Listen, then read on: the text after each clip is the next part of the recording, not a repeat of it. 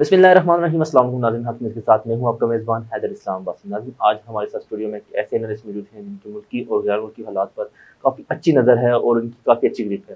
تو آئیے ہم ان سے جانتے ہیں کہ ملکی حالات کس طرف جا رہے ہیں اور ان کے نزدیک ان سب مسائل کا حل کیا ہے۔ سب سے پہلے تو سر بہت شکریہ، آپ نے اپنا قیمتی وقت ہمیں دیا۔ Thanks a lot for inviting me. Sir ہم شروع کرتے ہیں اپنے پہلے سوال سے۔ سر مجھے یہ بتائیں کہ پاکستان میں سیاسی عدم استحکام کب تک رہے گی، کب یہ ختم ہونی ہے؟ جی حیدر، یہ جو ہمارے ملک میں ابھی کرنٹ پولیٹیکل انسٹیبلٹی ہے، کبھی ایسا نہیں ہوتا کہ کوئی بھی چیز اچانک آ جائے ایک مہینے میں، ایک منتھ میں یا ایک سال میں اور پورے ملک کے اوپر ٹیک اوور کر لے۔ ایسا نہیں ہوتا، اس کا ایک بیک گراؤنڈ سیکوینس ہوتا ہے۔ کہتے ہیں نا کہ nothing takes place in isolation. کوئی بھی چیز آئسولیشن میں نہیں ہوتی، اس کے اوپر ملٹیپل فیکٹرز ہوتے ہیں، ملٹیپل فیکٹرز ایٹ پلے ہوتے ہیں، وہ کام کر رہے ہوتے ہیں اور پچھلے ان کی پوری ایک ہسٹری ہوتی ہے۔ اب جب ہم پاکستان کو دیکھتے ہیں تو پاکستان کی اگر ہم پچھلے 78 سال کی ہسٹری کو دیکھیں تو وہ جو ہماری 78 سال کی ہسٹری ہے تو اس میں آپ کو corruption, nepotism, exploitation of resources, بے شمار لوگوں کو قتل کر دینا، بے شمار لوگوں کی زمینوں پر قبضے کر لینا، ریسورسز کے اوپر قبضے کر لینا، ان ایکول ڈسٹریبیوشن آف ریسورسز، غیر مساوی جو وسائل کا وہ ایک رائٹس ہے کانسٹیٹیوشن میں، اس کی وائلیشن کرنا، قانون کو توڑنا، پولیٹیکل مینیپولیشن کرنا، کانسٹیٹیوشنل وائلیشن کرنا۔ تو یہ پاکستان کی پوری ہسٹری آ رہی ہے، یہ 78 سال کی جو ہمارا ایک یو کین سے دیٹ کہ مس گورننس ہے، مس کنڈکٹ ہے، جو ایک violation of the state principle ہے، تو یہ سارا اس کا ایک نتیجہ ہے۔ ہم نے جس طرح دیکھا کہ 78 سال میں، لیکن اب جو ملک ہے it can not afford any further these like practices, کہ اس قسم کی پریکٹسز جو ہیں ہمارا ملک افورڈ نہیں کر سکتا۔ اس کی بنیادی وجہ ہے، ایک تو یہ ہے کہ previously there used to be two dominant political parties which used to rule Pakistan, one Zardaris and one Nawaz, یہ جو دو فیملیز تھیں، جو ایک فیوڈل فیملیز تھیں، یہ ڈومینیٹ کرتی تھیں۔ اب ایک اور پارٹی آ گئی ہے پی ٹی آئی، تیسری پارٹی ہے۔ اب یہ نہیں کہہ سکتا کہ پی ٹی آئی ان سے کوئی بیٹر ورژن ہے، لیکن یہ پبلک چوائس ہے۔ اب عوام جو ہے وہ پچھلی دو پارٹیز کی پرفارمنس سے انتہائی ڈس اپوائنٹ ہو گئے ہیں۔ اب ایک اور چیز بھی ہے کہ پچھلے 20 سال میں جو موبلائزیشن ہوا ہے، جو پولیٹیکل اویئرنیس آئی ہے، جو ایجوکیشن آئی ہے، جو ٹیکنالوجیکل ایڈوانسمنٹ آئی ہے، تو اس کے بعد لوگوں نے دیکھا کہ بھئی باقی ممالک جو ہیں، ہمارے ایشین کنٹریز کو آپ دیکھیں کہ انڈیا ہے، بنگلہ دیش ہے، سنگاپور ہے، آسیان اسٹیٹس کو دیکھیں، سینٹرل ایشین اسٹیٹس کو دیکھیں، تو ساری جو کنٹریز ہیں وہ بہت آگے جا رہے ہیں، جبکہ پاکستان جو ہے یہ دن بدن پیچھے جا رہا ہے، جس کی وجہ سے لوگوں میں ایک آپ کہہ سکتے ہیں کہ ایک انڈیفرنٹ ایٹیچیوڈ پیدا ہوا ہے۔ پہلے سے جو ایک نارمل اور ایک ٹریڈیشنل ویو تھا ایک اسٹیٹ کے متعلق جو لوگوں کا تھا، وہ چینج ہو گیا ہے۔ اب لوگ یہ سمجھتے ہیں کہ نہیں، state's responsibility is to provide all sorts of basic facilities to their citizens. تو وہ ساری فیسلٹیز، وہ technological advancement, moderation, democratic rights, fundamental rights, constitutional rights, resources کے اوپر جو رائٹس ہے، اونرشپ آن دیئر ریسورسز، تو وہ سارے لوگ چاہتے ہیں کہ ان کو یہ چیزیں ملیں، اچھی ایجوکیشن ملے، اچھے ملے۔ تو یہ اس کا ایک نتیجہ ہے۔ اور اگر ہم اس کو اس سینیریو میں دیکھیں کہ دنیا میں جتنے بھی ملک کامیاب ہیں، جس طرح ہم فرانس کی مثال لیں، ایون کہ امریکہ کی مثال لیں، یا برطانیہ کی لیں، یا رشیا کی لیں، تو یہ سارے ملک ہیں جو اس اسٹیج سے گزرے ہیں۔ اس طرح کا کرپشن، اس طرح کی nepotism, favouritism, exploitation of resources, یہ سارا ان کے اوپر بھی ہوا ہے۔ تو اب ہم یہ کہہ سکتے ہیں کہ we should expect the best out of this ongoing prevailing situation. لیکن اس کی ایک اور ڈائمنشن بھی ہے، اس کے اوپر بھی ہم انالائسس کریں کہ ضروری نہیں ہے کہ اس قسم کی جب پولیٹیکل انریسٹ یا پولیٹیکل انسٹیبلٹی پیدا ہوتی ہے تو خوشحالی اور ترقی آتی ہے۔ ہمارے ساتھ ہی اس ایشیا میں وہ عرب اسپرنگ ابھی ہوا ہے 2011 میں، تو عرب اسپرنگ میں ہم نے دیکھا کہ وہاں پہ بھی ایسی تحریکیں چلیں، جس طرح بھی ہماری پی ٹی آئی کی ہے یا باقی جو پولیٹیکل پارٹیز جو کلیم کر رہے ہیں۔ تو اس وقت ایک تحریک چلی تھی عرب اسپرنگ کے حوالے سے ڈیموکریسی کے لیے، تو وہ تحریک جو تھی اس نے ایک تباہی پھیر دی تھی، اس نے شام میں جو تباہی لائی، پھر یمن میں، ترکی کی مثال ہمارے سامنے ہے۔ ترکی بھی ایگزیکٹلی ایسا ہی ہے کہ پریویسلی اس میں بھی ایک کرائسس تھا خلافت سے پہلے، جب اکنامک ریسورسز کم تھے اور لوگ. تو اسی طرح جو اپنا وہ ہے عراق کی مثال ہمارے ساتھ ہے, تقریباً کوئی 2 سال ہونے کو ہیں کہ وہاں پہ کوئی گورنمنٹ نہیں ہے اور اسٹیٹ اور سٹیزنز ایک دوسرے کو کنفرنٹ کر رہے ہیں. تو کہنے کا مطلب یہ ہے کہ we should study both sides of the picture. جو عام طور پہ ابھی تو بظاہر اگر ہم دیکھیں تو ایک پولیٹیکل انسٹیبلٹی ہے, لیکن it depends upon the vision of a leader, کہ لیڈر کے پاس ویژن کیا ہے.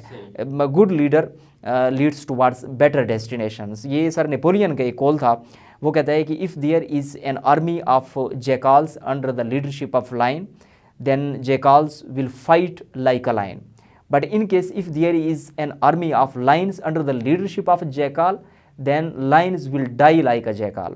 کہ اگر اردو میں تھوڑا سا آسان کر دوں اپنے آئیڈینس کے لیے, کہ اگر ایک شیروں کی فوج ہے اور اس کو لیڈ ایک گیدڑ کر رہا ہے, تو وہ جو شیر ہیں وہ گیدڑ کی طرح مریں گے. دوسری طرف اگر ایک گیدڑوں کی آرمی ہے, شیروں کی آرمی ہے, گیدڑوں کی آرمی ہے اور ان کو شیر لیڈ کر رہا ہے, تو پھر جو گیدڑ ہیں وہ شیر کی طرح لڑیں گے. تو it all depends upon the leader کہ وہ کس صفت میں اس پولیٹیکل کرائسس کو لے کے چلتا ہے. صحیح. سر یہاں پہ ایک سوال اور بھی پیدا ہوتا ہے نا, آپ چونکہ میں نے پہلے ذکر کیا کہ آپ ملکی اور غیر ملکی حالات پہ کافی اچھی نظر رکھتے ہیں اور کافی اچھا لکھتے بھی ہیں, تو مجھے یہ بتائیں کہ جو پاکستان کا جو مستقبل ہے آپ کے نزدیک آپ کو کیا لگ رہا ہے, پاکستان کا مستقبل کیا ہوگا؟ جی, کیونکہ یہ سارا سینیریو آپ کے سامنے ہے. بالکل ایسا ہی ہے. دیکھیں اگر ہم پاسٹ کو سامنے رکھیں اور پھر اس کے بعد ہم اسیسمنٹ کریں کہ فیوچر کیا ہوگا, تو sadly speaking the future of Pakistan is very dark. اگر پچھلے 78 سال میں جو نیپوٹیز کا بھی ہم نے ذکر کیا ہے کہ نیچرل ریسورسز کے اوپر قبضے اور یہ سارا کچھ جو ہوا ہے, تو اس کو اگر ہم سامنے رکھیں تو ہم کہہ سکتے ہیں کہ ہمارے پاکستان کا جو فیوچر ہے اٹس ویری ڈارک. اگر 1947 میں پاکستان آزاد ہوا تھا, 2047 تک there doesn't seem to be any ray of hope, اگر ہم پچھلے پاسٹ کو سامنے رکھیں. لیکن حیدر بھائی جو پولیٹیکل ابھی جو ایک پولیٹیکل اویئرنیس آ گئی ہے, جو پبلک موبلائزیشن آ گئی ہے, جو ایجوکیشن لیول ہے, پبلک ایکسپیکٹیشنز ہیں, اور دوسری اچھی بات یہ ہے کہ ہماری جو پبلک ہے وہ بڑی اسرٹیو ہے, they have stood up for their rights. ان میں وہ تو یہ جو لیڈرز ہوتے ہیں, leaders are the reflection of their representatives. تو وہ جو لوگوں میں اویئرنیس آ گئی ہے, تو اس کو ہم سامنے رکھیں تو ہم کہہ سکتے ہیں کہ the future of Pakistan is very bright, کہ ان کے پاس. لیکن جو ہماری لیڈرشپ کی طرف سے اگر ہم دیکھیں تو ہمیں کوئی اتنی اچھی امید نظر نہیں آتی, کیونکہ جب ہم پیپلز پارٹی لیڈرشپ کو دیکھیں یا نون لیگ کو دیکھیں یا ایون کہ عمران خان کو دیکھیں, تو they seem to be indulged in never ending game of blames. وہ سارے ایک دوسرے کو بلیم کر رہی ہیں, یہ ہو گیا وہ ہو گیا, کوئی اسٹریٹجک پلان نہیں ہے ان کے پاس. لیکن جو پبلک اویئرنیس ہے, جو پبلک ایٹیچیوڈ ہے, جو پبلک موبلائزیشن ہے, تو اس کی بنیاد کے اوپر ہم کہہ سکتے ہیں کہ the future of Pakistan is very bright. Sir جو آج کل کی سچویشن ہے, لانگ مارچ, دھرنے, احتجاج, آپ کو نہیں لگتا کہ ان سب مسائل کا حل الیکشن کی تاریخ؟ دیکھیں حیدر بھائی, اس میں اگر ہم دیکھیں کہ اگر ان کیس الیکشن کی ڈیٹ اناؤنس ہو جاتی ہے تو مجھے نہیں لگتا کہ یہ مسئلے کا حل ہے. اس کی ایک وجہ ہے, اس کی وجہ یہ ہے کہ اگر ان کیس الیکشن جب اتنی زیادہ ایک پولیٹیکل کنفرنٹیشن ہے اور سوشل بھی ایک ڈویژن ہے, پولیٹیکل ڈویژن بھی ہے, پولرائزیشن بھی بہت زیادہ ہے, تو اس میں یہ ہے کہ ان کیس اگر الیکشن ہو جاتے ہیں, اسی الیکشن کمشنر کے تحت ہو جاتے ہیں, تو پھر جو نون لیگ ہے, نون لیگ ان کیس اگر جیتی ہے تو کیا عمران خان اس کو ایکسیپٹ کرے گا؟ اگر عمران خان نے اس کو ایکسیپٹ کرنا ہوتا تو کیا وہ اس کے خلاف پروٹیسٹ کرتا؟ یہاں پہ سوال یہ بھی پیدا ہوتا ہے نا کہ اگر الیکشن پی ٹی آئی جیتتی ہے تو نون لیگ وہاں پہ اس کو ایکسیپٹ کرے گی یا پی ڈی ایم اس کو ایکسیپٹ کرے گی؟ جی, یہ بھی بڑا اہم کویسچن ہے کہ ان کا پھر ریئیکشن کیا ہوگا. تو مجھے تو یہی لگتا ہے کہ ان کیس اگر انہوں نے پی ٹی آئی کو ایکسیپٹ کرنا ہوتا تو پھر وہ نو کانفیڈنس نہ لے کے آتے, جس طرح سے انہوں نے نو کانفیڈنس لایا اور خود اپنے آپ کو ایک ٹربل میں ڈال لیا. جس طرح ہوتا ہے کہ لیٹ سپوز اگر انہوں نے نو کانفیڈنس لایا اور اگر وہ کچھ پرفارم کر لیتے. سر ان کا تو کہنا تھا کہ پاکستان معاشی بدحالی کا شکار تھا, ڈیفالٹر ہونے جا رہا تھا, یہ ہونے جا رہا تھا, وہ ہونے جا رہا تھا, اس کو ہمیں مجبوراً ووٹ آف نو کانفیڈنس. جی بالکل, ان کا نیریٹو ان کا یہی ہے. بظاہر ان کا نیریٹو یہ تھا کہ پاکستان ایک کرائسس کی طرف جا رہا تھا, لیکن آپ ان کی پرفارمنس دیکھیں, پیٹرول پرائسز دیکھیں, انفلیشن دیکھیں, ان امپلائمنٹ دیکھیں, کیونکہ اگر عمران خان کی جو سپورٹ ہے جس وجہ سے عمران خان سے, تو اس کی ایک بنیادی جو فیکٹر ہے وہ inability, incompetence and misgovernance of the current government ہے. موجودہ گورنمنٹ جو ہے اس کے پاس نہ کوئی پلان ہے, نہ ان کے پاس کوئی اچھی اسٹریٹجی ہے جس سے لوگوں کے فرسٹریشن میں मायूसी में, फ्रस्ट्रेशन में मज़ीद इजाफा हुआ है और उन्होंने एक बड़े वायलेंट तरीके से रिएक्ट किया है और इमरान खान को उन्होंने सपोर्ट किया है। तो इनके पास भी कोई ऐसे स्ट्रेटेजिक प्लान नहीं है। सर वो कौन से रास्ते हैं जो इस मुल्क को इस बहरान से निकाल कर तमाम स्टेक होल्डर को मुत्तहद कर सकते हैं? जी, इसमें यह है कि पाकिस्तान का जो आइन है, कॉन्स्टिट्यूशनल सुप्रीमेसी, ये सबसे बेस्ट सॉल्यूशन है। हमारे जितने भी मसाइल हैं, constitution offers the best possible solution. कि अगर हम इसमें देखें कि ये तमाम जुडिशियल डोमेन क्या है, मिलिट्री डोमेन क्या है, सिविलियन क्या है, पार्लियामेंटेरियन क्या है, सोसाइटी का क्या डिसिप्लिन है, क्या रूल्स रेगुलेशंस हैं, वो सारे इसमें हैं। तो पाकिस्तान को अगर हम चाहते हैं कि एक यूनाइटेड स्टेट, एक इंटेग्रल जिसमें एक यूनिटी हो, तो बेस्ट जो ऑप्शन है हमारे पास realistic implementation of the constitution. सही।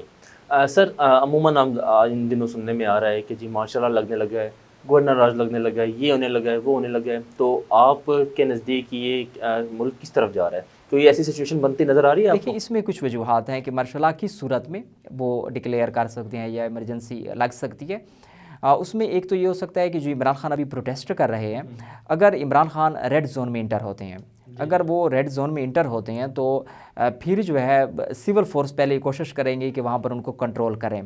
लेकिन उस सूरत में ये होगा कि अगर वो इंटर होते हैं और वो फोर्स का यूज़ करती है गवर्नमेंट, तो फिर पीपल टू स्टेट कन्फ्रंटेशन समझा जाएगा, जिस तरह इराक में हुआ है। जब इराक के ऊपर लोगों को मारा गया तो उन्होंने कहा कि state has decided war against it's people. अगर ऐसा होता है कि हमारे जो अवाम है उसके ख़िलाफ़ पुलिस का फोर्स इस्तेमाल करते हैं, तो फिर तो एक सिविल वार शुरू हो जाएगी, सिविल वार शुरू हो जाएगी। और अगर वो नहीं करते, इन केस उसके पास भी ऑप्शंस बहुत महदूद हैं, गवर्नमेंट के पास भी, अगर वो ये फोर्स इस्तेमाल नहीं करते तो क्या इमरान खान खामोशी से पीछे चले जाएंगे? अब उसने पीछे जाने का कोई ऐसा लगता नहीं है, जिस तरह उसके रिमार्क्स आ रहे हैं इमरान खान के, कराची से, स्कर्दू से, हैदराबाद से, मतलब दूर दराज इलाके से वो लोगों को ला रहा है। और इमरान खान के पास एक लास्ट ऑप्शन है, उसने लॉन्ग मार्च को एज ए लास्ट ऑप्शन रखा हुआ था।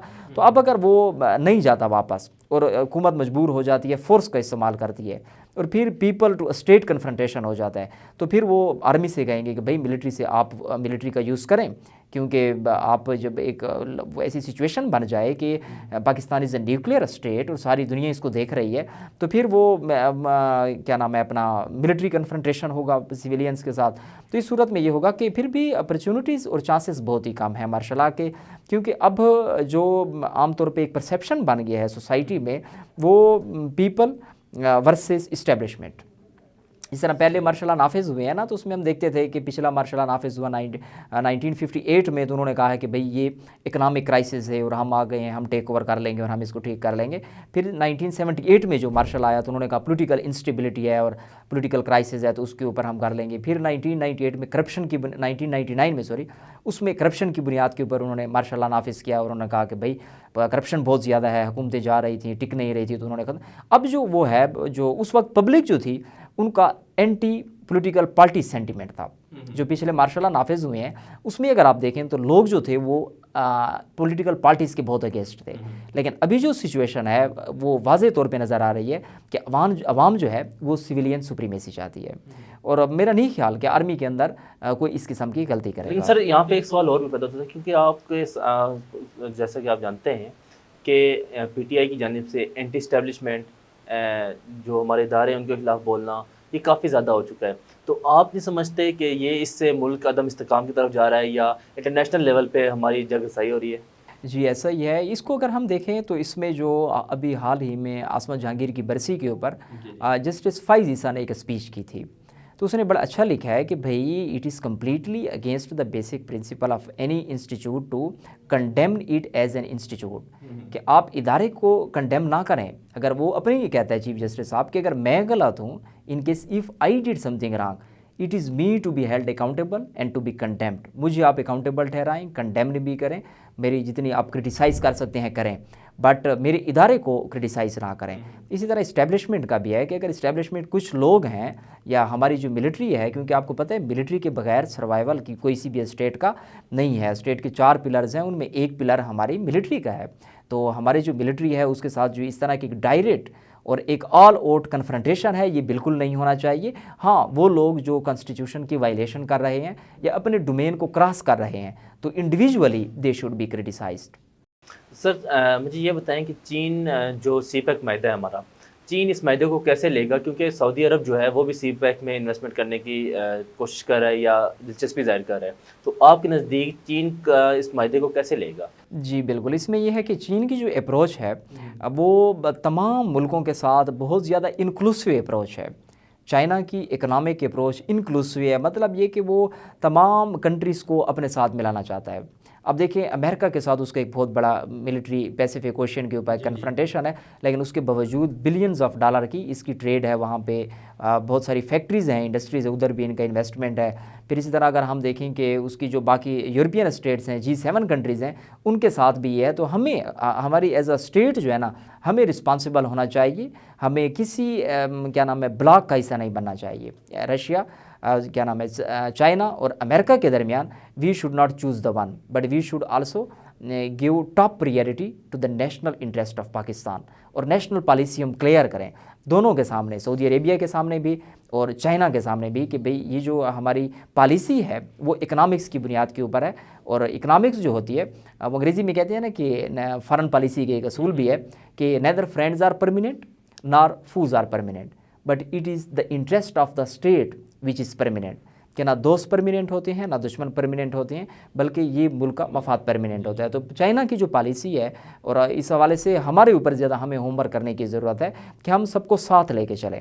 جس طرح سعودی عربیہ انویسٹمنٹ یہاں پہ کرنا چاہ رہا ہے چائنا پاکستان اکنامک کوریڈور میں، اور یہ چائنا کا پروجیکٹ ہے اور 84 کنٹریز تک یہ جا رہا ہے، ابھی ہمارے لیے بہت راستے کھل گئے ہیں اس حوالے سے، کیونکہ پہلے یہ سمجھا جاتا تھا کہ سعودی عربیہ کے ریلیشن شپ امریکہ کے ساتھ بہت اسٹرانگ ہے، تو چائنا جو تھا یہ ہیزیٹینٹ تھا، اس میں ہچکچاہٹ فیل کرتا تھا کہ بھئی سعودی عربیہ یہاں پہ انویسٹمنٹ نہ کرے۔ لیکن اب جو ہے، اب ہم دیکھ رہے ہیں کہ محمد بن سلمان کے آنے سے جو فارن پالیسی تھی سعودی عربیہ کی، وہ بہت ڈائیورسیفائی ہو گئی، انہوں نے بہت پھیلا دی ہے، تو اب وہ آلریڈی چائنا کے ساتھ بہت زیادہ ٹریڈ ڈیل کر چکا ہے، اور وہاں پہ بھی بہت سارے آئل اینڈ گیس کی ریفائنریز لگا چکا ہے، تو پاکستان بھی اسی بلاک کا حصہ بنے، لیکن انٹائرلی ڈیپینڈنٹ پھر بھی اس کے اوپر نہ ہو۔ پھر بھی یورپ کے ساتھ، ورلڈ بینک کے ساتھ، IMF کے ساتھ ہماری بہت زیادہ ڈیپینڈنسی ہے، تو ہم دونوں کو ساتھ لے کے چلیں۔ It is you can say that imperative for us to choose you can say that balanced way to produce best results. کیونکہ سر محمد بن سلمان کا آپ نے ذکر کیا، تو محمد بن سلمان کا جو دورہ ہے پاکستان ہے وہ آج کل سرخیوں کی زینت بنا ہوا ہے، تو آپ کے نزدیک محمد بن سلمان کا جو دورہ ہے اس سے ہمیں پاکستان کو کیا فوائد ہو سکتے ہیں؟ جی، اس میں بڑا اہم کویسچن کیا آپ نے، ہاں، کہ محمد بن سلمان بھی تو انٹرنیشنل میڈیا نے بھی اس چیز کو تصدیق کر دی ہے، اور سعودی حکومت نے بھی، کہ معاہدہ ہونے وہ وزٹ کرنے والے ہیں، پاکستان کا دورہ کریں گے، تو اس میں بڑی بڑی چیزیں سمجھنے کی یہ ہیں کہ وہ دو کام کرے گا یہاں پہ، ایک ڈیولپمنٹل پروجیکٹس دے گا ہمیں، اور دوسرا انویسٹمنٹ کرے گا۔ ڈیولپمنٹل میں کیا ہوگا؟ ڈیولپمنٹل میں وہ ہمیں ایک تو 4 بلین ایڈ بھی ہمیں دے گا، $4 billion. This is a good news for Pakistanis, ہماری معیشت کے لیے بھی بہت بیسٹ ہے کہ $4 بلین کی جو ایڈ ہے وہ ہمیں دے گا۔ اس کے علاوہ وہ $500 ملین دے گا پاکستان کو، جس سے اسلام آباد میں ایک بڑا ہاسپٹل بنے گا محمد بن سلمان کے نام سے۔ پھر $50 ملین کا جو اپنا موٹر وے ہے نوشہرہ کا، یہ کمپلیٹ کرائے گا، اور $70 ملین کا کراچی کی جو یونیورسٹی ہے، university of science and engineering, اس میں ایک بہت بڑا پارک بنے گا۔ یہ تو ہمارے ڈیولپمنٹل پروجیکٹس ہو گئی ہیں۔ اس کے علاوہ وہ جو انویسٹمنٹ کرے گا وہ آئل ریفائنریز میں کرے گا، اور in case if he succeeded, اللہ کرے وہ کامیاب ہو جائے اس پروجیکٹ میں، تو اگر اس میں کامیاب ہو گیا تو پاکستان جو ہے آئل کے حوالے سے سیلف سفیشینٹ ہو جائے گا، ہم خود کفیل ہوں گے، پھر ہمیں باہر سے آئل امپورٹ نہیں کرنا پڑے گا۔ اور میرے خیال میں یہ ہماری پاکستان کی تاریخ میں ایک بہت ہی اچھا انیشیٹو ہے، کیونکہ ہمارے عام طور پہ جو ریلیشنز ہوتے ہیں سعودی عربیہ کے ساتھ، تو وہ ہوتی ہیں ملٹری بیسڈ، زیادہ تر ملٹری ٹو ملٹری افیئرز ہوتے ہیں ہمارے، سویلین اس طرح انویسٹمنٹ جو ہے یہ نہیں ہوئی، تو I think this is one of the best initiative. بالکل ایسے ہے، کیونکہ آئل کے حوالے سے تو پاکستان میں آئے دن مسائل چلتے ہی رہتے ہیں، کبھی قیمتیں آسمان کو چھو رہی ہوتی ہیں، کبھی کیا، اور سب سے بڑھ کے مہنگائی کی اصل وجہ بھی میرے نزدیک یہ تیل کی قیمتیں ہی ہیں۔ تو سر بہت شکریہ، آپ نے اپنے قیمتی وقت ہمیں دیا۔ ناظرین، پروگرام آپ نے دیکھا، پروگرام آپ کو کیسا لگا؟ اپنی رائے ضرور لگا کیجیے گا۔ اپنے میزبان حیدر اسلام آبادی کو دیجیے اجازت، ملتے ہیں اگلے پروگرام میں، تب تک کے لیے اللہ حافظ۔